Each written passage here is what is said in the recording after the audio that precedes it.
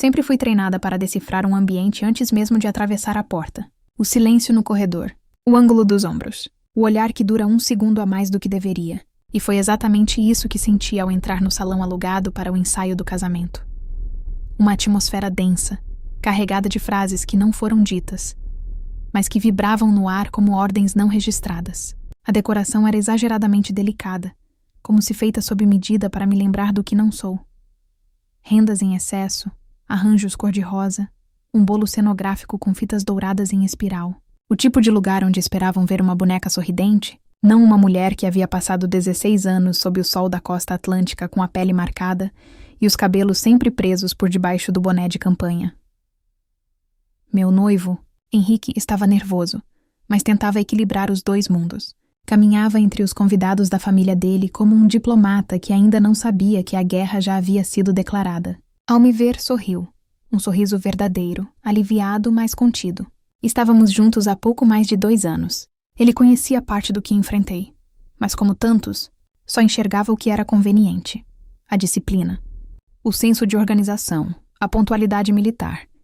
E não os anos de feridas, da perda de amigas em operações, dos silêncios noturnos depois de relatórios de missão. Ele me amava, disso eu não duvidava, mas não era com ele que eu estava preocupada naquele momento. Era com o pai dele. O Sr. Aristides Figueira era um ex-executivo do setor naval, homem de fala firme e olhar arrogante. Desde o primeiro dia em que me apresentei, de uniforme, saindo de uma audiência com a Marinha, ele me analisou como se eu tivesse invadido um clube privado. Para ele, mulheres em farda eram, no máximo, garotas que não conseguiram um bom casamento. E o fato de eu estar prestes a me casar com o filho dele, dentro da família Figueira, era visto por ele como uma afronta ao que chamava de tradição. Durante o ensaio, percebi que o plano era me neutralizar por cansaço. A mãe do Henrique insistia em que eu usasse um véu mais longo, mesmo após minha negativa. A irmã dele se ofereceu para me ensinar a andar mais delicadamente pelo corredor. Uma tia comentou em tom alto que seria melhor se eu não colocasse minhas medalhas na mesa de lembranças. Pode assustar os convidados, disse ela sorrindo. Eu apenas observei. E registrei. Cada palavra era um disparo silencioso. E cada olhar de desdém era mais um marco no terreno que eles tentavam me tirar. O momento que selou tudo foi quando o sogro me viu encostada numa das colunas do salão, observando a movimentação. Ele se aproximou, com aquele andar confiante de quem acha que o mundo gira para vê-lo passar, e disse em tom irônico, alto o suficiente para que todos próximos ouvissem. Você não se encaixa aqui, minha filha. Isso aqui não é quartel, é casamento. E mulher de verdade não desfila medalha no altar. Ela entra com classe, não com pose de guerra. Eu permaneci imóvel, não por fraqueza, mas por escolha, porque se eu falasse algo, ele não estaria preparado. E eu não desperdiço munição com quem nem percebe que está na mira. Voltei para casa naquela noite com o vestido ainda embalado no porta-malas do carro. Um modelo simples, elegante, desenhado por uma amiga minha de infância que hoje trabalhava como costureira em Brasília. Ela sabia que eu não queria laços, babados ou ostentação. O vestido era branco, sim, mas seu corte lembrava um casaco naval, com botões dourados nas costas, mangas longas e uma leve gola alta. No peito, discreta, havia uma costura em forma de estrela, homenagem à estrela de bronze que recebi em missão multinacional, na época em que atuei no resgate de reféns durante uma operação conjunta da ONU. Era um detalhe quase invisível, mas para mim era tudo. Representava cada passo dado sobre território hostil, cada ordem dada com medo e firmeza ao mesmo tempo, cada vez que voltei com um soldado vivo quando todos esperavam corpos. Na madrugada, Henrique me ligou pedindo desculpas pelo pai. Disse que falaria com ele, que aquilo não se repetiria. Eu disse que não precisava. Não era a primeira vez que alguém tentava me rebaixar a uma versão doméstica de mim mesma. Ele achava que eu estava apenas sendo forte, mas o que ele não sabia, e o pai dele menos ainda, era que naquele mesmo dia, mais cedo, eu havia recebido uma ligação do Gabinete de Segurança Institucional confirmando que, após meses de deliberação, minha promoção a almirante de esquadra seria publicada em Diário Oficial no dia seguinte. Eu sabia então que no momento exato em que o sol nascesse no dia do meu casamento, eu não seria apenas a mulher de alguém. Seria a mulher mais condecorada da Marinha Brasileira em exercício ativo. Naquele momento, deitada com o celular sobre o peito e o vestido ainda embalado a poucos metros, eu compreendi que aquele casamento não era mais apenas sobre amor. Era também sobre território. Sobre o que significa entrar numa família que deseja que você se curve. Sobre o que significa amar alguém que, mesmo do seu lado, não sabe o peso que você carrega nos ombros. Eu não dormi, mas não por nervosismo. Passei a noite em silêncio, olhando para o teto, com as palavras do sogro ecoando baixas, como interferência num rádio militar. Você não se encaixa aqui. Eu apenas sussurrei para mim mesma. Mas eu sei exatamente onde estou. E foi assim que o dia do casamento começou. Com uma mulher em silêncio, com o coração limpo e a memória aguçada. Porque no campo de batalha, o inimigo mais perigoso é aquele que acha que você não está armada. E o meu sogro, ele ainda não fazia ideia de que naquele dia, quem entraria na igreja não era só uma noiva, era uma comandante em silêncio. O jantar de véspera aconteceu no salão anexo do mesmo hotel onde parte da família do Henrique estava hospedada. Um ambiente ornamentado com exagero, como se os talheres folheados a ouro e as cadeiras com almofadas de veludo pudessem compensar o que faltava em dignidade entre os convidados. Eu havia escolhido um vestido azul escuro, sóbrio, elegante, com mangas longas e corte reto. Me sentei à mesa sabendo que todos os olhos estavam sobre mim, não com curiosidade, mas com julgamento. Eu já reconhecia aquele tipo de olhar desde os primeiros anos de escola naval, quando fui a única mulher da turma a conquistar o primeiro lugar em tática de superfície e o último lugar na lista de convites para festas. Henrique parecia inquieto. Seus dedos tamborilavam discretamente sob a toalha, como se soubessem que havia algo prestes a acontecer. Eu observei as posições de cada familiar, os lugares cuidadosamente organizados para manter distância entre mim e os mais antigos da família. Sentei ao lado de uma prima dele que mal disse 2 palavras a noite inteira. E mesmo essas 2 pareceram medidas. O sogro, Aristides, estava em sua plena forma teatral, postura impecável, voz segura e um sorriso que tremeluzia entre sarcasmo e escárnio quando a entrada foi servida. Um ceviche pretensioso demais para o paladar de quem viveu em refeitórios militares por anos. A mãe de Henrique comentou casualmente que talvez o vestido da cerimônia precisasse de ajustes. Vi as fotos. Ficou um pouco rígido. Você não quer parecer um guarda de cerimônia, quer? Ela disse isso com um sorriso quase doce. Eu sorri de volta. Aquele sorriso curto que só a tropa reconhece como alerta amarelo. A conversa seguiu um roteiro previsível. Comentários sobre outras noivas da família. Recordações de casamentos passados. Piadas sobre tradições antigas. Até que chegou o momento do brinde. E foi ali que a cortina caiu. De uma vez só. Aristides ergueu a taça. Pigarreou levemente. E começou. Às vésperas de um novo ciclo, é sempre bom lembrar quem somos e de onde viemos. Um silêncio de respeito fingido se instalou.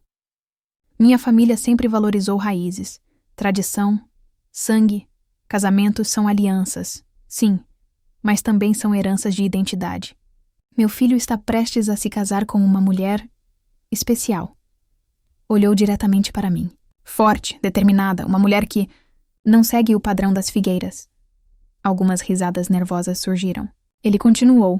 Não é toda noiva que carrega medalhas no lugar de pérolas. Ou que aprendeu a dar ordens antes de aprender a cuidar de uma casa. O silêncio agora era mais denso. Henrique abaixou a cabeça. A prima ao meu lado mexeu no guardanapo como se procurasse um buraco para se esconder. Aristides então levantou a taça mais alto e disse com um sorriso cortante.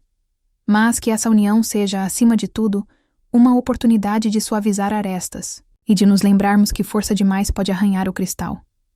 A taça tilintou contra as outras. A sala se encheu de aplausos educados. Eu não bati palmas. Eu apenas observei. Aquilo não foi um brinde. Foi uma sentença. Uma tentativa de me rebaixar ali, diante de todos, para que eu soubesse que, mesmo com o sobrenome deles, jamais teria o lugar que julgavam reservado às suas esposas. Mais tarde, no estacionamento do hotel, Henrique tentou se justificar. Meu pai é assim mesmo, fala demais. Ele te respeita, só não sabe como demonstrar. Eu não respondi. Não queria respostas. Eu já tinha as minhas. Em operações críticas, a primeira coisa que se aprende é a distinguir ruído de ameaça real. E Aristides não era apenas ruído. Ele era uma bomba sendo armada lentamente, com o apoio silencioso de toda uma plateia que fingia não ouvir o tic-tac. Quando cheguei em casa, abri o porta-malas e tirei o vestido do dia seguinte. Levei-o até o quarto, retirei com cuidado a capa protetora e o pendurei atrás da porta. Ele parecia respirar ali. O tecido liso, o corte impecável, os detalhes discretos. Toquei a costura da estrela no peito e me lembrei de onde estava quando ganhei aquela medalha. Em alto mar, sob a ameaça constante de embarcações hostis, coordenando a retirada de civis de uma zona bloqueada. Eu havia passado 48 horas sem dormir. Tinha mais de 70 pessoas sob meu comando. Salvei todas. Recebi a medalha 2 meses depois, com um discurso frio e burocrático. Mas o reconhecimento veio, e ali estava ela, costurada com cuidado naquele vestido. A medalha que Aristides considerou pesada demais para o altar. Na madrugada, enviei uma mensagem curta para o cerimonialista. Pedi que revisasse o posicionamento das câmeras, que não esquecessem do plano de segurança, e que a mesa de honra fosse realocada para que meu avô materno, ex-comandante da Marinha, pudesse sentar à frente, mesmo que por videoconferência. Ele já não andava nem falava com clareza, mas sua imagem e seu nome ainda abriam portas. E eu queria que no dia seguinte estivesse visível. Depois disso, me deitei em silêncio. O celular vibrou com uma mensagem do Gabinete de Segurança Institucional. Confirmado. Publicação oficial às 5h47. Era o decreto. Eu havia sido nomeada almirante de esquadra, a mais jovem da história do Brasil. A primeira mulher a assumir o posto em situação de prontidão internacional. E ninguém ali sabia, nem mesmo Henrique. Porque não era um troféu para exibir. Era uma carta escondida. E eu a usaria no tempo certo. Na última hora da madrugada, fui até a cozinha e preparei um chá. Bebi devagar, com as luzes apagadas. Em minha mente, uma única certeza pulsava nítida, como o código Morse sob tempestade. Amanhã, eles vão descobrir quem eu sou. E não por palavras, mas por ações. Acordei às 5h20, como se o corpo soubesse antes do alarme que aquele dia não começaria como os outros. Olhei para o teto por alguns segundos antes de me sentar, os pés tocando o chão frio. O quarto de hotel onde passei a última noite como noiva era silencioso, meticulosamente limpo, decorado com tons pastéis que não me representavam. Respirei fundo. Peguei o celular e chequei apenas uma coisa. A publicação no Diário Oficial da União. Estava lá. Meu nome completo. Com os 4 sobrenomes que ninguém da família do Henrique sabia pronunciar corretamente, seguido da nomeação que até então era segredo absoluto, almirante de esquadra da Marinha do Brasil. Apaguei a tela, sem sorrir. Aquilo não era uma conquista nova. Era a confirmação do que eu já carregava comigo. O que sempre carreguei, mesmo quando não era visto. Mesmo quando riam das minhas botas gastas, das mãos calejadas, da ausência de adjetivos femininos na minha trajetória. Levantei, me preparei em silêncio e segui para o local da cerimônia com 2 horas de antecedência. O vestido estava comigo, protegido em uma capa de tecido grosso, e no porta-luvas do carro, enrolado como um papel comum, estava o ofício da minha nomeação. Não por vaidade, por necessidade. Porque naquele cenário onde o respeito era uma ficção social, eu sabia que, se precisasse, os fatos falariam mais alto do que qualquer véu. O lugar da cerimônia era uma casa colonial restaurada, com jardim de palmeiras e uma fonte central cercada por bancos de ferro. Os convidados começariam a chegar perto das 9. Quando estacionei, o céu ainda estava opaco, carregado, como se o dia hesitasse em começar. Caminhei com passos firmes até a ala lateral onde as noivas costumam se preparar. Pedi um momento sozinha. O cerimonialista, sempre educado, assentiu. Assim que fiquei só, abri o zíper da capa e pendurei o vestido no cabide do biombo de madeira. Toquei a costura da estrela no peito. Em silêncio. Sempre em silêncio. Fui interrompida por uma funcionária da equipe, que entrou, ofegante, pedindo desculpas. Disse que o pai do noivo queria falar comigo. Ele está no jardim. Disse que é urgente. Eu sabia que era uma armadilha. Mas fui. Não por submissão, por vigilância. Uma militar nunca desce do nível de alerta quando o inimigo insiste em sorrir. Cruzei o corredor e fui em direção ao jardim dos fundos. Vi o Aristides de costas, com as mãos nos bolsos da calça de linho branca. Ao lado dele, um pequeno balde metálico fumegava. A fumaça era branca, mais densa. E o cheiro, ácido. Reconheci o cheiro antes mesmo de ver o que restava no fundo do balde. A alça do vestido. Me aproximei, sem dizer uma palavra. Ele virou-se lentamente, como se esperasse uma reação, um escândalo, um grito. Nada veio. Ele abriu um sorriso. Agora você tem um motivo para desistir, disse ele, como se tivesse acabado de vencer um jogo de xadrez contra alguém que sequer moveu uma peça. Aquele trapo não era digno do nosso sobrenome. Você sabia disso? Aquela estrela no peito? Por favor, isso é casamento. Não desfile de farda. Ele riu. Riu mesmo. Alto, cheio de si. Como se fosse um ator cômico numa plateia de idiotas. Eu olhei para o balde. Restava um pedaço do tecido queimado pelas bordas. Um fragmento da costura ainda visível. Irreconhecível para quem nunca soube o que aquilo representava. O vestido que carregava o símbolo do dia em que arrisquei minha vida para trazer 6 reféns vivos para casa agora era carvão molhado aos pés de um homem que nunca enfrentou um dia sequer de desconforto. A brisa mudou, jogando a fumaça para meu rosto, e então eu falei, não alto, não tremendo, apenas firme. Você não faz ideia do que acabou de fazer. Foi só isso. Ele sorriu ainda mais. Claro que faço. Eu acabei de impedir um desastre. Você não tem o perfil dessa família. Aquele vestido era um insulto à nossa tradição. E você? Bem, você é só uma mulher que passou tempo demais fingindo que disciplina militar substitui feminilidade. Eu dei um passo para trás.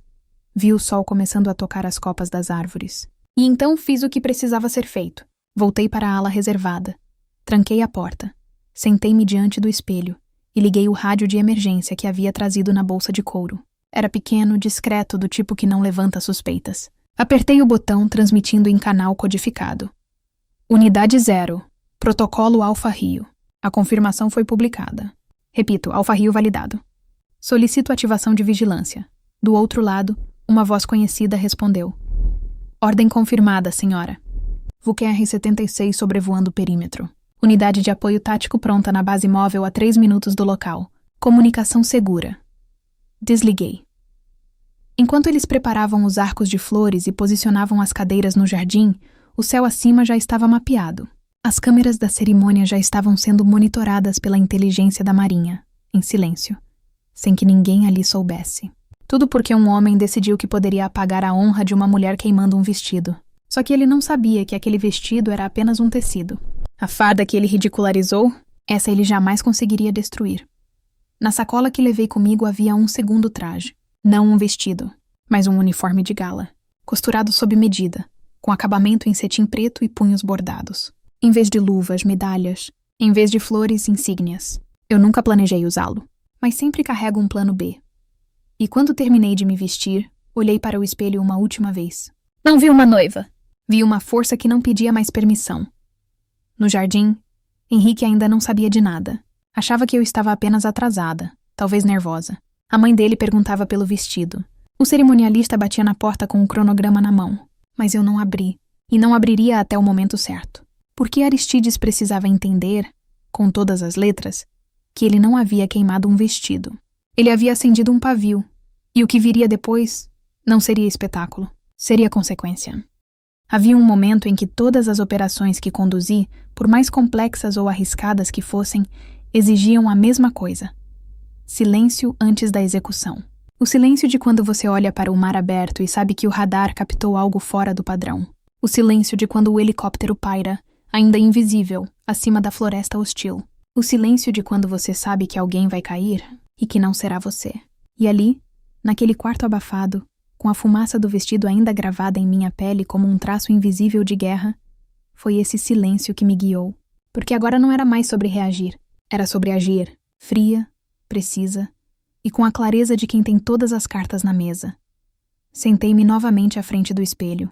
O uniforme de gala repousava com perfeição sobre meus ombros, como se esperasse por aquele momento há anos. Peguei minha pequena pasta de couro, aquela que sempre viajou comigo em operações externas, e a abri com a delicadeza de quem segura uma memória. Dentro, além de documentos codificados e protocolos reservados, estava o item que Aristides desprezou com tanto orgulho, a estrela de bronze. Ela não era grande, não era reluzente. Não vinha numa caixa de veludo nem foi entregue com discursos emocionados. Foi colocada em minhas mãos por uma major da Força de Paz da ONU, numa tenda de campanha, após 42 horas ininterruptas de extração e contenção numa área de conflito étnico. O medalhão não brilhou, mas o olhar da Major sim.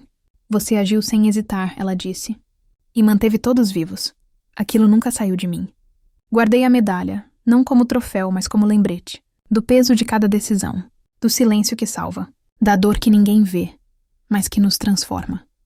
Segurei a estrela por alguns instantes. Me perguntei o que ele veria ali, se olhasse com olhos treinados. Um pedaço de metal, talvez. Um adorno feio, sem valor de mercado, sem ligação com sua ideia de status. Mas para quem já teve que escolher entre voltar viva ou voltar com honra, aquilo era tudo. E ao chamá-la de medalha barata, ele não apenas desrespeitou a mim, desrespeitou todas as mulheres que sangraram pela farda. Todas que voltaram mudas, mas inteiras. Respirei fundo. Peguei o tablet criptografado que estava na mala auxiliar. Conectei-o ao hotspot interno e abri a pasta nomeada como Protocolo Alfa Rio, Código Secundário, Dama Noturna. Aquilo não era um blefe. Era um conjunto de relatórios, memorandos e imagens arquivadas de missões classificadas sob minha supervisão direta. Cada item tinha sido desclassificado nas últimas 48 horas por decisão do Gabinete de Segurança Institucional e liberado com restrições para eventual publicação em caso de ataque à minha honra institucional. Algo que, segundo as diretrizes da Marinha, incluía situações de humilhação pública que atingissem o prestígio da patente. Toquei no primeiro vídeo. Eu, com cabelo raspado e olhos queimando sob o capacete, coordenando o resgate de diplomatas brasileiros em uma missão conjunta com a Marinha italiana. O segundo, a imagem aérea do helicóptero que pilotei após o piloto original ter sido ferido. O terceiro, a lista de condecorações assinadas pelo secretário-geral da ONU, referindo-se a mim como comandante de excelência em operações civis sob risco extremo. Arquivos que nunca foram públicos, até hoje. Com um comando, encaminhei o dossiê para 2 canais internos. O Centro de Inteligência da Marinha, para registro, e o Núcleo de Comunicação do Ministério da Defesa, com uma observação. Autorizo liberação parcial caso meu nome seja exposto em qualquer canal de comunicação do evento. Não era ameaça, era protocolo. E agora, já estava em andamento. Fechei o tablet. Passei a medalha no bolso interno do uniforme. Retirei o prendedor de cabelo e deixei que os fios descessem até os ombros. Eu sabia o que aquela imagem causaria. Uma mulher de farda, cabelos soltos, rosto limpo, olhos impassíveis. A antítese da noiva que eles esperavam. Mas não era mais sobre agradar. Era sobre afirmar. Faltavam 15 minutos para a cerimônia. Do lado de fora, a música instrumental já começava. Vi do alto, pela janela, os convidados se posicionando. Alguns olhavam o relógio. Outros murmuravam. Um funcionário veio bater à porta. Não abri. Apenas respondi. Diga que estou a caminho. E que não se começa uma cerimônia sem a comandante da operação. Ele hesitou, mas não questionou. Do lado oposto do jardim, o sogro conversava com 2 convidados. Ria alto. Henrique ainda parecia não saber. Talvez achasse que eu estava atrasada por nervosismo, ou tentando me recompor. Mas ali, naquele momento, a única coisa que me compunha era o silêncio. O silêncio que vinha desde o momento em que pisei na escola naval com 18 anos, sendo chamada de macho de saia por outros cadetes. O silêncio de quando fui promovida a capitã e me perguntaram se eu conseguiria manter a feminilidade. O silêncio de quando encontrei meu nome cortado da lista de palestrantes em uma conferência apenas por ser mulher. E agora, o silêncio de ver um pedaço da minha história ser reduzido à fumaça por um homem que nunca me reconheceu como ser humano completo. Mas esse silêncio estava prestes a terminar. Peguei o último item da mala. Um pequeno broche com a insígnia da ONU, entregue apenas a comandantes de missão com mais de 5 ações bem-sucedidas em zonas de conflito reconhecidas. Era feito de prata escurecida. Discreto, mas definitivo. Coloquei-o no ombro esquerdo sobre o emblema da Marinha. Ajustei os ombros. Estava pronta, a música mudou. O sinal de entrada havia sido dado. Peguei o rádio uma última vez e falei. Unidade 0, aqui é Dama Noturna. Iniciando o protocolo Visão Pública. Entrem com transmissão segura. Do outro lado, uma resposta firme. Ordem confirmada, senhora. Em 3, 2, 1. Enquanto os convidados aguardavam uma noiva coberta de tule, o que eles veriam era algo muito diferente. O primeiro sinal de que algo não estava conforme o esperado não veio dos convidados. Veio do silêncio. Um silêncio que desceu sobre o jardim da cerimônia como uma névoa densa. Sutil demais para os distraídos. Sufocante para os atentos. As cadeiras estavam ocupadas. Os músicos haviam ajustado suas partituras. Os arranjos de flores exalavam um perfume doce demais para um momento carregado de tensão. Mas a noiva, a peça central de todo aquele teatro montado, não aparecia. Não havia sinais dela. Nem do vestido, nem da tradicional entrada simbólica, nem da emoção que esperavam arrancar do público com uma imagem pré-fabricada de delicadeza. Henrique estava parado junto ao celebrante. Usava um terno clássico, abotoadura prateada, olhar vacilante. A todo instante virava o rosto para o corredor central, esperando que dali surgisse a figura que reconduziria o roteiro ao que haviam ensaiado. Mas eu não viria daquele corredor, porque eu não seguia roteiros. E naquele dia, especialmente, eu havia assumido o comando. O sogro, Aristides, parecia triunfante nos primeiros minutos. Sussurrava comentários ao ouvido da esposa, com um meio sorriso de quem acreditava que seu plano havia funcionado. Talvez pensasse que eu havia desistido, que, abalada pelo incidente com o vestido, teria fugido, que uma mulher de farda, quando desprovida de seus símbolos, cairia como qualquer outra que tivesse o chão arrancado sob os pés. Ele não sabia que meu chão nunca esteve no que vestia. Meu chão era feito daquilo que suportei e ainda permanecia em pé. Foi então que um homem, sentado na terceira fileira à esquerda, levantou-se discretamente. Ninguém prestou muita atenção. A maioria pensou se tratar de algum parente com problema de saúde. Ele era alto, magro, rosto envelhecido e olhos frios. Caminhou até o canto do salão improvisado, onde um dos responsáveis pela segurança do evento estava de prontidão, e se inclinou levemente. A conversa durou menos de 15 segundos. Quando voltou ao seu lugar, sua expressão estava diferente, rígida, cautelosa. Era o general reformado Cleto Menezes, ex-chefe do Estado-Maior Conjunto das Forças Armadas. Ele estava ali como convidado, mas foi o primeiro a reconhecer os sinais. "Temos um código vermelho", ele murmurou ao homem ao lado, um coronel da reserva. "Não é sobre ausência, é sobre presença silenciosa em outra camada. Estamos sendo observados." No mesmo instante, 3 drones de vigilância da Marinha passaram a circular o perímetro aéreo, camuflados, silenciosos, impossíveis de perceber sem olhos treinados. Um deles ajustou o foco para capturar rostos na plateia.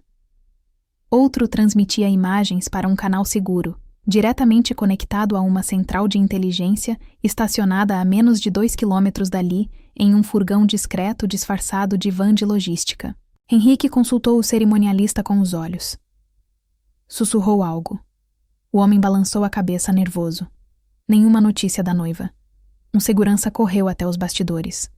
Encontrou a sala vazia, o espelho ainda embaçado, mas sem sinal do vestido, nem do outro uniforme que ninguém ali sabia que existia. O celular da noiva? Desligado. O rádio de emergência da casa? Silenciado. A única coisa que havia ali era uma pasta vazia e uma estrela de bronze partida.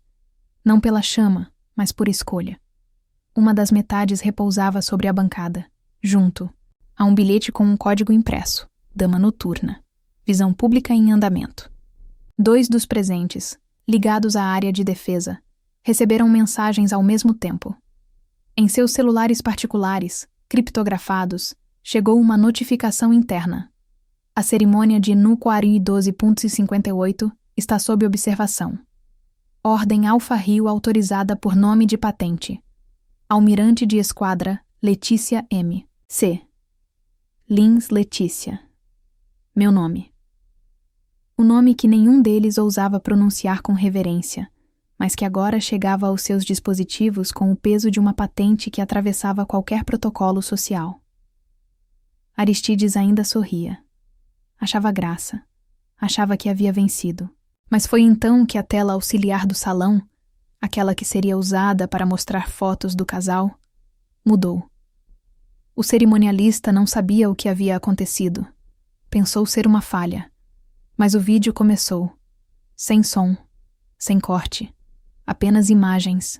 Uma mulher de uniforme camuflado, suja de poeira e sangue seco, conduzindo uma criança ferida nos braços sob fogo cruzado. Depois, a mesma mulher coordenando um pelotão durante a evacuação de um hospital de campanha. Depois, ela em um palanque de madeira, recebendo uma insígnia das mãos de um oficial estrangeiro. A mulher era eu. O vídeo não foi editado para emocionar. Foi transmitido como dossiê, sem trilha sonora, sem maquiagem, sem efeitos. Apenas a verdade nua e extremamente desconfortável de uma trajetória que nenhum deles quis reconhecer. As legendas surgiam lentamente. Operação Torre Azul. Líder de missão Operação Salina Negra. Piloto em ação de resgate Operação Véu Marinho. Coordenadora de reconstrução em área civil Arístides levantou-se. Pela primeira vez, pálido. Olhou para os lados como se buscasse cumplicidade, mas encontrou apenas olhos arregalados. O general Menezes aproximou-se lentamente e disse em voz baixa, mas firme o bastante para que 3 fileiras ouvissem. O senhor cometeu um erro grave e terá que responder, se não oficialmente, certamente diante de algo muito maior. O respeito perdido. Henrique ainda tentava entender. Seu mundo parecia ter desabado em segundos. A mulher que ele amava, que ele prometeu proteger, havia estado o tempo todo sob ataque dentro da própria casa, e ele nada fez. E agora, ela não estava mais ali para ser protegida. Estava em missão. A tela apagou, e em seguida surgiu apenas uma mensagem, branca, sobre fundo preto. Não me procurem. A cerimônia foi substituída por uma operação real. Resgate de dignidade em zona hostil. Almirante Letícia Lins. Os celulares começaram a vibrar. Grupos de WhatsApp fervilhavam. O vídeo havia sido liberado publicamente, em edição especial, no canal institucional da Marinha, com autorização direta do Comando de Comunicação Estratégica. Em menos de 7 minutos, já circulava entre jornalistas, militares, diplomatas e cidadãos comuns. Comentários começaram a pipocar. Como assim ninguém sabia? Ela era noiva de quem? Isso é real? Aristides não riu mais. Henrique tentou ligar. O número estava fora de área. E do alto, por trás das nuvens, um helicóptero do 1º Esquadrão de Helicópteros de Emprego Geral sobrevoava em silêncio, iniciando a 2ª fase do protocolo. O que viria a seguir já não seria uma cerimônia. Seria a queda. A operação que Aristides julgava pessoal, doméstica, pequena o bastante para caber entre um vestido queimado e um brinde infeliz, já estava muito além da sua compreensão. Ele não sabia, e talvez jamais soubesse, que cada gesto de desprezo que cometeu contra mim não foi só testemunhado. Foi registrado, catalogado e respondido com a precisão de quem já atuou em zonas de guerra onde uma palavra errada custa vidas. A diferença é que dessa vez, a zona hostil tinha jardins floridos, convidados engravatados e mesas de lembrancinhas com iniciais bordadas. O que ele também não sabia era que o convite do casamento havia chegado ao Palácio do Planalto 2 semanas antes, acompanhado de um bilhete manuscrito por Henrique. Um gesto simbólico, ingênuo, talvez até romântico. Na carta, ele mencionava com orgulho que a noiva era uma militar em ascensão e que o país teria muito orgulho dela em breve. Nenhum dos dois imaginava que aquele convite, tão civil, tão inocente, acabaria em mãos do Gabinete de Segurança Institucional, onde meu nome já circulava há meses com o peso que ele realmente carregava. Naquela mesma manhã, enquanto o vídeo da cerimônia explodia nos canais internos de comunicação da Marinha, o ministro-chefe do GSI recebia o alerta. Uma de suas mais altas oficiais, nomeada oficialmente horas antes, havia sido alvo de exposição e humilhação pública durante um evento civil com ampla repercussão. E ali, na sala de reuniões anexa à presidência, 3 assessores do executivo revisavam os protocolos de proteção à integridade institucional de oficiais de alta patente. A humilhação de uma almirante, agora pública, registrada e confirmada, não era apenas uma ofensa moral. Era um risco político. Às 10h47 da manhã, o celular institucional da presidência vibrou com uma notificação que usava uma palavra rara, reservada apenas para situações de exceção. Ocorrência. Intervenção silenciosa solicitada. Protocolo. Dama noturna ativo. Solicitação de respaldo institucional em caso de escalada de exposição. A resposta do Planalto veio menos de 20 minutos depois, curta e inequívoca. A senhora está autorizada a interromper, sob respaldo moral e simbólico da Presidência da República. A autorização não era para uso da força. Nem precisava ser. Era para algo muito mais poderoso. A interrupção do silêncio histórico ao qual mulheres como eu sempre foram condenadas quando tocavam espaços que não nos queriam dentro. Era um aval para não mais recuar, para não mais tolerar com elegância o que só era oferecido com humilhação. Na base móvel da Marinha, estacionada discretamente a menos de 2 quilômetros do local da cerimônia, o oficial de comunicações recebeu a atualização da chefia civil e repassou a mensagem para o meu dispositivo seguro. Quando li, não me emocionei. Apenas respirei fundo. A assinatura eletrônica continha 3 palavras simples, mas que traziam décadas de luta condensadas. Com honra, presidente. Lá fora, os convidados já não disfarçavam o desconforto. Alguns comentavam em voz alta. Outros haviam começado a abandonar seus lugares. Os músicos pararam. A mãe de Henrique chorava sem saber se era por vergonha, medo ou incredulidade. O noivo, agora estático, lia e relia as notificações no celular, como se houvesse algo ali que pudesse reverter o curso da realidade. Mas o relógio não voltava. E eu não voltaria para o altar. Aristides caminhava em círculos. Murmurava que tudo era um teatro, que aquilo não era justo. Dizia que tudo não passava de um exagero. Tentava convencer os convidados de que ela está instável, não lida bem com pressão. Mas ninguém mais o ouvia com a mesma condescendência. Agora, cada gesto dele parecia menor, e a imagem da mulher que ele tentou apagar crescia com o peso de quem já representava algo maior que o próprio nome de família. Foi então que uma viatura sem identificação estacionou discretamente na rua lateral. De dentro, desceu um homem de terno escuro, com um distintivo escondido sob o paletó. Dirigiu-se até o cerimonialista e entregou um envelope. Ele não disse seu nome, apenas deixou o documento nas mãos trêmulas do rapaz e se afastou. Era uma notificação de interrupção protocolar. Nela constava: em virtude da exposição pública de atos de humilhação institucional e simbólica, o evento privado previsto foi considerado inadequado à permanência da oficial em questão.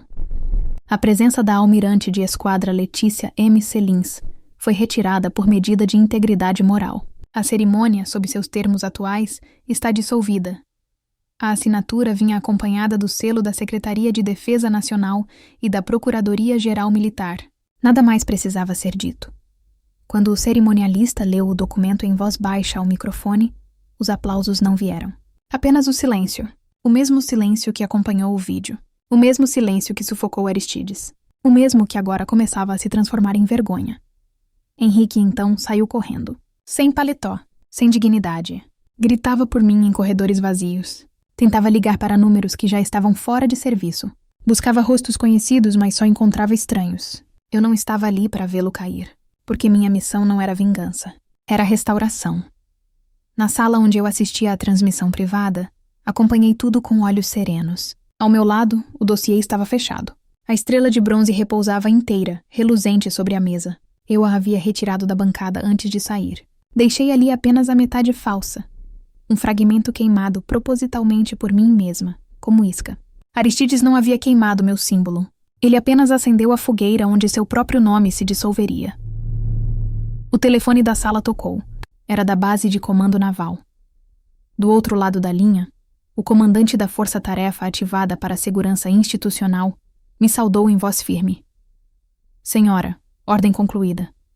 Missão encerrada. Há algo mais? Não, somente silêncio, e que seja duradouro. Como desejar, almirante. Parabéns pela condução. E naquele instante, não fui apenas Letícia, filha de pais invisibilizados, mulher rejeitada por uma família que nunca me reconheceu, noiva abandonando o altar.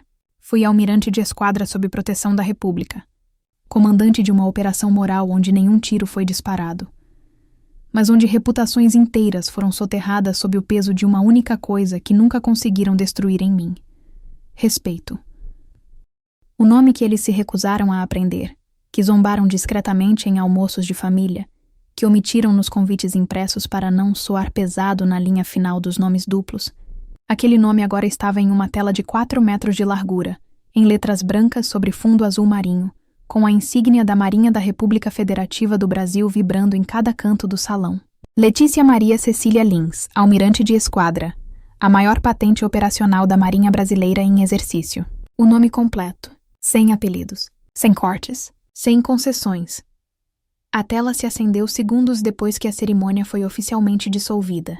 Não havia trilha sonora, nenhuma fanfarra, nenhuma voz anunciando. Apenas o nome. Frio, solene, enorme. E bastou. O impacto foi imediato. 23 convidados se levantaram ao mesmo tempo, com os olhos arregalados. 7 celulares caíram no chão. Um dos padrinhos, que havia me chamado de durona demais para casar, numa conversa informal meses atrás, sentou-se devagar, como se suas pernas já não obedecessem. As amigas da mãe do Henrique murmuraram, "Não pode ser", em uníssono, tentando encontrar coerência entre a mulher que sorria discretamente nos jantares de domingo e aquela que agora ocupava a mais alta patente feminina ativa nas Forças Armadas. Henrique permaneceu parado, ainda próximo ao altar, de olhos fixos na tela. A respiração descompassada denunciava que ele não apenas tinha sido enganado pelas aparências. Ele havia deixado que a verdade fosse queimada no quintal da própria casa, sem sequer tentar salvá-la. E agora, ela ardia de novo, mas não em chamas, em prestígio. A reação de Aristides, porém, foi outra. Primeiro, ele tentou rir, um riso nervoso, contido, falso, como se ainda achasse que era apenas uma brincadeira, uma montagem, algum tipo de teatrinho institucional. Depois tentou justificar. Isso aí é um exagero. Almirante? Não pode ser. Deve ser algum erro. Mas ninguém respondeu. Ninguém confirmou. Ninguém riu com ele. O salão já havia trocado de gravidade. E ele era agora o corpo estranho no ambiente, não mais a figura de autoridade. A tela mudou. Surgiu um vídeo institucional da ONU, gravado 2 anos antes, com uma narração sóbria. Durante a Operação Tempestade Serena, a comandante Letícia Lins coordenou o resgate de 37 civis sob risco de execução. Sob fogo cruzado, ela recusou evacuação e permaneceu no local até o último civil ser retirado com vida. Suas ações foram consideradas decisivas para a resolução pacífica do conflito, e desde então ela passou a integrar o quadro de conselheiros táticos da Missão de Paz do Atlântico Sul. O vídeo mostrava cenas reais da missão, imagens aéreas, trechos de reconhecimento tático. Uma figura feminina conduzindo uma equipe sob granizo e escombros. Meu rosto, sujo de fuligem, os olhos duros, a mão erguendo uma criança pequena enrolada em tecido térmico. Depois, a assinatura do secretário-geral das Nações Unidas no certificado oficial. Foi aí que o protocolo azul foi quebrado. Para quem estava ali, isso significava pouco. Mas para quem serviu ou ainda serve em qualquer uma das 3 forças, aquilo era inequívoco. O protocolo azul era o código simbólico de silêncio e discrição que os militares mantinham sobre missões que envolviam risco e prestígio internacional. Quebrá-lo em público, como estava acontecendo, era a forma mais solene de comunicar que uma injustiça interna havia transbordado e precisava de reparação pública. E a ordem para isso só podia partir de cima. Bem de cima. Mais do que uma mensagem, era uma retificação moral. A tela então exibiu um último trecho. Uma carta digitalizada, manuscrita, com timbre oficial da Presidência da República. Almirante Letícia, em nome do povo brasileiro e em respeito à sua trajetória, autorizamos e apoiamos a exposição do seu nome e da sua missão. Que os que tentaram silenciá-la, zombá-la ou diminuí-la, entendam que o Brasil não aceita mais apagar suas vozes femininas mais valentes. Com honra, Presidente da República Federativa do Brasil. A assinatura vinha abaixo, com o brasão da República. Silêncio absoluto. Henrique deu um passo para trás. Olhou para o pai. Pela primeira vez, não havia cumplicidade entre eles. Só ruína. O homem que sempre guiou sua moral agora era a imagem viva da vergonha. E ele sabia. Sabia que o pai tinha feito aquilo. Sabia que eu avisei. E que ele não ouviu. A avó do Henrique, uma senhora frágil de cabelos brancos, que mal se levantara até então, ergueu-se devagar. Aproximou-se do telão. Levou a mão aos lábios. Sussurrou com a voz trêmula. Ela é a comandante da foto. Aquela que saiu no jornal da ONU. A que salvou a comitiva no Congo. Ninguém respondeu. Todos sabiam que era verdade. E então, discretamente, ela bateu palmas. Uma, depois outra, até formar um ritmo. Foi a primeira. E a última, porque ninguém teve coragem de acompanhá-la. O resto do salão estava congelado entre culpa, vergonha e incredulidade. Mas do outro lado do circuito de segurança, eu assistia, sozinha, em uma sala fechada, cabelo preso com firmeza, uniforme alinhado, mãos cruzadas no colo. Eu observava os rostos, as reações, as tentativas de disfarçar a humilhação, como se não houvesse testemunhas. Mas havia. O país todo era agora testemunha. E naquele instante, eu não me senti vingada. Não me senti triunfante. Me senti limpa. Porque o nome que eles tentaram esconder agora era conhecido por milhares.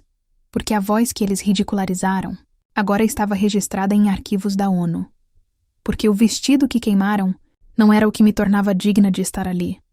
Porque minha dignidade nunca esteve costurada em tule, mas cravada em aço, e aquele aço não derreteu. Ele não sabia onde colocar as mãos. A gravata frouxa, o colarinho um pouco suado, o rosto vermelho não pelo calor do sol, mas pela pressão do colapso. Eu o observei pela janela de vidro, com o reflexo me protegendo do contato visual direto. Ele andava em círculos, como um cão em torno da própria culpa, tentando farejar alguma brecha por onde pudesse escapar. Aquilo que chamavam de o patriarca da família Figueira agora parecia um funcionário hesitante que soube tarde demais que havia humilhado a única pessoa que poderia, um dia, salvá-lo do esquecimento. Atrás dele, o jardim antes florido e organizado exalava um desconforto visível. Os convidados já haviam partido, a maioria em silêncio, alguns sequer despedindo-se, como se a simples permanência naquele espaço fosse uma cumplicidade vergonhosa. A cerimônia não fora cancelada, fora dissolvida, esvaziada de moral e simbolismo. O altar agora era só madeira, a passarela um corredor de arrependimentos. O noivo estava trancado na sala de apoio desde o momento em que o vídeo foi exibido, e o nome estampado na tela calou até os mais altivos. Ninguém teve coragem de ir até ele. Ninguém teve coragem de vir até mim, exceto Aristides. Ele se aproximou da sala reservada onde eu me mantinha com minha equipe. Bateu a porta com 3 toques secos. Esperou. Um silêncio. Mais 2 toques, agora com menos firmeza. Eu não respondi de imediato. Havia tempo que ele precisava entender o que significava esperar. A diferença entre autoridade e poder é que a primeira precisa ser reconhecida. A segunda é apenas imposta. Ele achava que exercia poder, mas o que viu foi o peso da autoridade desabando sobre sua arrogância. Quando abri a porta, permaneci em pé, sem fazer menção de convidá-lo a entrar. Ele pigarreou, baixou os olhos por um segundo. O suficiente para quebrar a postura. Então disse, com a voz pastosa de quem ensaiou as palavras: "Foi um mal-entendido. Eu não queria que chegasse a esse ponto. Me perdoe." Olhei diretamente em seus olhos. Vi o vazio, vi o medo, mas não vi verdade. Não havia nada de mal-entendido. Ele sabia o que estava fazendo quando queimou o vestido. Sabia o que estava fazendo quando me chamou de falsa noiva, quando zombou da minha medalha, quando tratou minha farda como se fosse trapo. Mal-entendido seria se ele tivesse tropeçado no vestido por acidente e derrubado uma vela. Mas ele não tropeçou. Ele preparou. Ele esperou que ninguém visse. Ele se divertiu. E agora que todos viram, não soube lidar com o reflexo do próprio veneno. Eu o deixei falar. Palavras como "não pensei", "não era minha intenção", "exagerei", "estava nervoso". Fui mal interpretado. Você também parecia distante. Saíram como se a gramática da culpa pudesse ser rearranjada até formar uma desculpa aceitável. Mas não havia sintaxe possível para justificar a premeditação. Em nenhum momento ele mencionou o que fez com exatidão. Não disse: "queimei seu vestido". Não disse: "desprezei sua patente". Não disse: "tentei te humilhar diante da sua história". E é justamente no que se evita nomear que mora o centro do erro. Quando ele terminou, permaneceu em silêncio. Esperava algo. Talvez um gesto de perdão, talvez uma porta que se abrisse, talvez um abraço protocolar que servisse como senha para a reconciliação pública. Mas o que ele recebeu foi a mesma coisa que tanto me menosprezou por oferecer. Silêncio. Mas agora, não era um silêncio tímido, era um silêncio tático. Eu dei um passo adiante, mantive os olhos nos dele, e falei com clareza: "Você não me conhece, nunca quis me conhecer. E agora que o país conhece meu nome, você tenta me tratar como gente. Mas, gente, eu sempre fui. O que mudou foi só a sua vergonha." Ele tentou interromper. Levantou a mão meio hesitante. Mas eu continuei. "O que você fez não foi só pessoal. Foi institucional. Foi simbólico. Você destruiu um símbolo achando que me destruía com ele. Mas se esqueceu que a mulher que vestiria aquele tecido não precisava dele para existir. Aristides deu meio passo atrás. Pela primeira vez, não por orgulho, mas por instinto. Havia algo em mim que ele não conseguia mais alcançar. E não era fúria, nem arrogância, nem superioridade. Era paz. Uma paz blindada. Uma paz inatingível. E nada assusta mais um agressor do que ver a vítima de pé. Serena. Intacta. Sem precisar retaliar para deixar clara a ruína que ele próprio construiu. Não o convidei a entrar. Não lhe ofereci água. Não lhe estendi a mão. Mas também não gritei, não cuspi, não o acusei. Ele não merecia a minha indignação. Indignação ainda é reconhecimento. E eu não reconhecia mais ali um sujeito capaz de representar o que quer que fosse. Apenas um nome a ser esquecido. Ele baixou os olhos. Murmurou algo como: eu não queria perder meu filho. Como se me responsabilizasse por tê-lo desmascarado. Como se minha existência fosse uma afronta à imagem de pai perfeito que ele alimentava com jantares caros e regras silenciosas. Mas a verdade era que ele já havia perdido muito antes. Perdeu quando escolheu ser temido em vez de respeitado. Quando escolheu apagar em vez de acolher. Quando escolheu rir enquanto queimava. Fechei a porta devagar. Sem violência. Sem ruído. Apenas com o peso justo do fim. Não houve tranca. Não houve chave girando. Porque ele não tentaria de novo. Ele não ousaria. Lá fora o jardim estava vazio. As flores ainda erguidas, mas o ar diferente. Os funcionários já desmontavam as mesas. Um garçom varria pétalas como se limpasse os rastros de uma encenação que jamais deveria ter existido. As câmeras de vigilância ainda registravam cada passo. Não por paranoia, mas por protocolo. Porque em operações de resgate moral, o relatório final é sempre necessário. E naquele relatório constava uma última linha, escrita por mim, antes de encerrar o circuito de segurança. O inimigo recuou. Mas não houve combate. Apenas exposição. Que fique registrado. Dignidade não precisa de batalha. Basta existir. Foi na manhã seguinte que recebi a ligação. Uma produtora de uma emissora nacional queria uma entrevista. Não era sobre casamento. Era sobre reputação, símbolo, dever público. Eu sabia que isso viria, desde que o vídeo circulou, desde que o telão expôs não apenas minha história, mas a falência moral de todos que tentaram me reduzir a um enfeite de altar. Havia uma expectativa no ar. Como se todos estivessem esperando que eu dissesse algo, que eu devolvesse palavras na mesma moeda. Mas o que poucos compreendiam é que quem viveu sob ordens e silêncio estratégico não responde com fúria. Responde com estrutura. E naquele dia respondi como comandante. O convite para a entrevista veio acompanhado de uma nota pessoal da apresentadora. O país quer te ouvir. O país precisa te ouvir.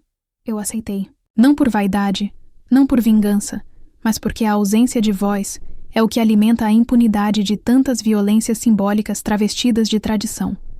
No estúdio, sentei-me com a mesma postura com que sento em sala de situação. Olhar firme, queixo alinhado, respiração medida, o cabelo preso, como sempre usei em missões oficiais, o uniforme de gala impecável. Não havia maquiagem excessiva, nenhum figurino de compensação. Eu era quem sempre fui. E agora o país inteiro veria. Quando a transmissão começou, a apresentadora fez uma breve introdução, relatando os fatos. As imagens passaram mais uma vez. O telão do casamento, a estrela de bronze, os depoimentos de militares, civis e diplomatas que cruzaram comigo ao longo da carreira. Depois voltaram para mim. Ela respirou fundo. Perguntou o que muitos esperavam. O que a senhora sentiu quando tudo aconteceu? E então eu falei. Falei com calma, com precisão. Contei o dia do vestido queimado, os olhares no jantar de véspera, o brinde cortante, a tentativa de isolamento, a zombaria da minha farda. Contei sem teatralidade, apenas descrevendo, porque o que vivi não precisava de enfeites. Bastava ser contado como foi. E quando ela perguntou se eu tinha algo a dizer para o homem que tentou me humilhar em nome da família, foi aí que eu disse.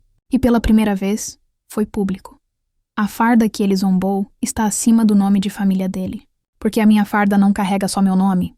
Ela carrega a história de milhares de brasileiros que lutam, servem, obedecem e resistem em silêncio. A minha farda carrega o suor de mulheres que foram chamadas de exageradas, de duras, de desequilibradas, simplesmente por não se curvarem ao que esperavam delas. Ela carrega as lágrimas que não chorei quando voltei para casa e soube que outra mulher, como eu, não havia voltado. A farda que ele queimou no jardim do casamento não pegou fogo, porque ela não era de tecido. Era de história. Era de honra. E é por isso que hoje, mesmo com tudo o que tentaram tirar de mim, eu continuo de pé, E ele está escondido atrás do próprio sobrenome, tentando salvar algo que nunca teve. Caráter. A apresentadora engoliu em seco. O silêncio no estúdio era o mesmo que invadia os corredores de comando antes de uma operação delicada. Não era silêncio de incerteza, era de respeito. Do lado de fora, os produtores faziam sinais para não cortar. O país assistia. Eu não chorei, não tremi, não ataquei. Eu apenas nomeei, e nomear é a forma mais letal de destruir quem tentou te apagar. Depois da entrevista, não voltei para o hotel. Pedi que me levassem direto à sede da Força-Tarefa da ONU que havia me promovido a conselheira tática permanente. A sede era discreta, em Brasília. Um prédio sem bandeiras na fachada. Mas lá dentro, sabiam exatamente quem eu era. Fui recebida com continência, com respeito e com silêncio. O silêncio bom. O silêncio de quem não precisa provar mais nada. Nos dias seguintes, chegaram cartas. Algumas de crianças que viram a transmissão e desenharam soldadas com cabelos presos e botas. Outras de mulheres mais velhas, que disseram ter visto pela primeira vez uma delas em posição de comando. Também chegaram críticas, claro. De gente que se sentiu ofendida por eu não manter a família unida. De pessoas que disseram que era só um vestido, que farda não combina com altar. Mas essas cartas não me afetaram, porque o tipo de mulher que eu sou aprendeu a distinguir o que é ruído do que é ameaça. E o ruído, a gente atravessa em silêncio. A resposta que dei, portanto, não foi apenas para ele. Foi para todas as mesas onde uma mulher foi silenciada no meio de um brinde.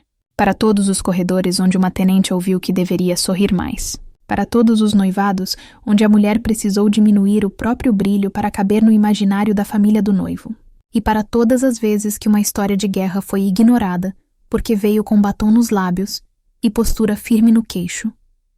Na semana seguinte, meu nome foi oficialmente registrado na ata cerimonial de honra da ONU, como representante da liderança feminina tática no Hemisfério Sul. Em paralelo, a Justiça Militar abriu uma sindicância interna sobre a exposição indevida de símbolos militares em ambientes de hostilidade familiar.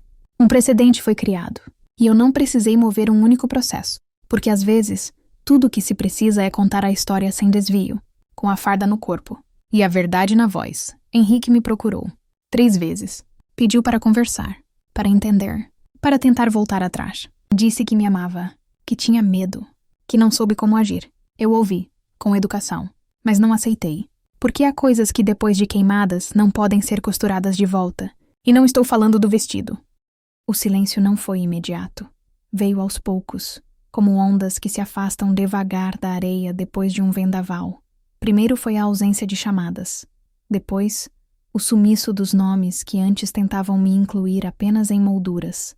Convites foram cancelados, almoços desmarcados, grupos familiares dissolvidos em silêncio.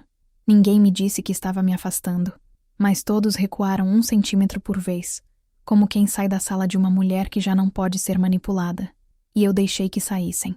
Porque esse tipo de partida não exige porta batida, apenas distância. E eu sabia que o que havia acontecido não seria digerido facilmente. Não por aqueles que construíram castelos de tradição em cima de esqueletos de controle. Eu havia sido a rachadura no alicerce. E isso, para eles, era inaceitável. Voltei à rotina com a mesma disciplina de sempre. Academia às 5, leitura tática às 7, reuniões de protocolo às 9. O uniforme era agora um escudo mais sólido do que jamais havia sido. Mas não porque me escondia atrás dele. Ao contrário. Agora, eu o vestia com a certeza de que ele não me definia. Apenas revelava. O que antes era um peso simbólico, agora era uma extensão do que eu já era por dentro. Com ou sem aprovação. Com ou sem aplausos. A cerimônia que não aconteceu continuou existindo em vídeos, manchetes, estudos acadêmicos sobre liderança e reputação. Mas para mim, ela foi apenas um ponto de virada. A última linha de uma página que já estava escrita. O dia em que disseram que eu não fazia parte da família, e eu compreendi que nunca desejei pertencer a algo que exigia minha diminuição como entrada. Marchar sozinha deixou de ser uma consequência. Passou a ser uma escolha. Certa manhã, fui chamada para um evento oficial. Um encontro de oficiais da ativa e da reserva em comemoração à reestruturação das forças conjuntas do Hemisfério Sul. Seria uma cerimônia discreta, com representantes de países aliados, diplomatas e poucos nomes civis. Ao chegar, Fui informada de que meu nome constava como responsável pela abertura. Não havia aviso prévio. Apenas o protocolo formal e uma pasta com meu discurso pronto, revisado por minha equipe. Mas eu não quis aquele texto. Escrevi outro, em silêncio, com letra firme, sem ensaio. No dia do evento, caminhei até o pódio sob o som seco de passos sincronizados. Um auditório com pouco mais de 100 pessoas, mas com olhos que pesavam como 1000. A maioria me conhecia de dossiês, de imagens internas, de relatórios confidenciais, mas poucos tinham me ouvido falar fora da estrutura militar. Eu sabia disso, e por isso escolhi não começar com títulos, não com datas, nem com protocolos. Comecei dizendo apenas: eles disseram que eu marcharia sozinha, e estavam certos. Mas o que esqueceram é que a mulher que marcha sozinha move o mundo inteiro sem fazer barulho. O restante do discurso foi sobre dignidade, sobre o silêncio como estratégia, sobre como tantas de nós aprendemos a respirar fundo em vez de gritar, a recuar sem fugir, a manter a postura mesmo diante do desprezo. Falei da minha formação, das operações, mas também da noite em que meu vestido virou cinza, e do dia seguinte, em que minha estrela brilhou mais do que qualquer altar decorado. Não citei nomes, não fiz acusações, mas as palavras encontraram seus destinos. Vi em alguns rostos o espanto, em outros, o reconhecimento. E em muitos, o incômodo que só a verdade causa quando dita por quem não tem mais nada a perder, e por isso mesmo, tem tudo. Ao final do evento não recebi flores, nem homenagens, mas recebi algo que vale mais. 3 jovens cadetes se aproximaram, em silêncio, e prestaram continência. Uma delas segurava firme um caderno de anotações. Outra, os olhos marejados. A terceira apenas disse: obrigada. Agora sei como se responde quando tentam apagar a gente. Aquilo bastou. Nos dias que seguiram, continuei a servir, a responder e-mails, a elaborar planos de contingência, a coordenar diplomatas entre fuzileiros e oficiais. Nada de grandioso. Apenas o que sempre fiz, mas agora, com o corpo mais leve, porque finalmente não carregava mais o peso da necessidade de provar, de ser aceita, de caber.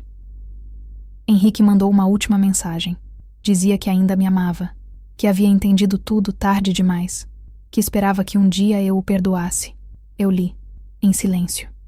Não respondi, não por rancor, mas porque há portas que, uma vez fechadas com honra, não se abrem mais com súplicas, se abrem apenas com consciência, e a dele, se um dia vier, não precisará mais de mim para existir. No mês seguinte, recebi um convite inusitado: participar de um documentário sobre oficiais que quebraram padrões dentro da estrutura militar. Declinei. Não quero ser exemplo. Não quero ser símbolo. Quero apenas ser uma mulher que permaneceu inteira. E isso já é mais do que me permitiram por muito tempo. Hoje, marcho sozinha. Mas em cada passo ouço o som de outras vozes que ainda não puderam falar. De mulheres em postos que ainda não têm voz. De garotas que vão vestir uniforme pela primeira vez e que talvez lembrem da mulher do casamento que não aconteceu. E saibam que, mesmo quando o vestido vira cinza, a dignidade não arde. Caminho pelas calçadas da base naval como sempre caminhei. Ombros erguidos, olhos retos, respiração firme. Mas há algo diferente agora. Não na forma como piso, mas no chão que piso. Ele já não treme, já não me testa, porque agora ele me reconhece.